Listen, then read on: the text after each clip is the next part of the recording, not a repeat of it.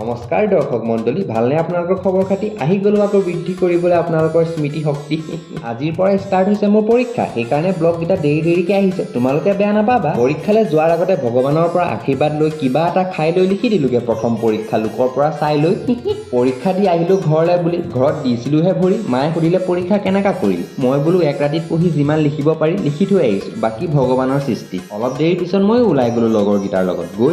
গৈ পালোগে হোটেলত। প্ৰথমতে খালোঁ চিংৰা, তাৰপিছত 30,000 টকাৰ ফোনৰ ওপৰত ৰাখিলোঁ 10 টকাৰ চিংৰা। লেবেল নাই মৰা, ইফালে চিংৰা খায়েই নাই হোৱা। আহি গ'ল আকৌ চিকেন চাও প্লেট দুটা। এতিয়া নকৰোঁ ৰখি ডাইৰেক্ট খোৱা খুই। খাই বৈ পালোহি গৃহ। ইফালে বতৰটোও বেয়া হৈ আহিছে, বৰষুণ দিব। সন্ধিয়া আকৌ গ'লো খাবলৈ কিবা এটা। গৰম খোৱাৰ পিছত পেটে বিচাৰে ঠাণ্ডা এটা। চব খাই বৈ সোমালোঁ মই ঘৰলৈ। ঘৰত আহি দেখোঁ যে মায়ে বনাই আছে পিঠা। মই বোলো বিহুলৈ বহুত দিন আছে অ' মা। মায়ে ক'লে পিঠা বিহুতে খাব পাৰে বুলি ক'ত লিখা আছে অ' বাবা?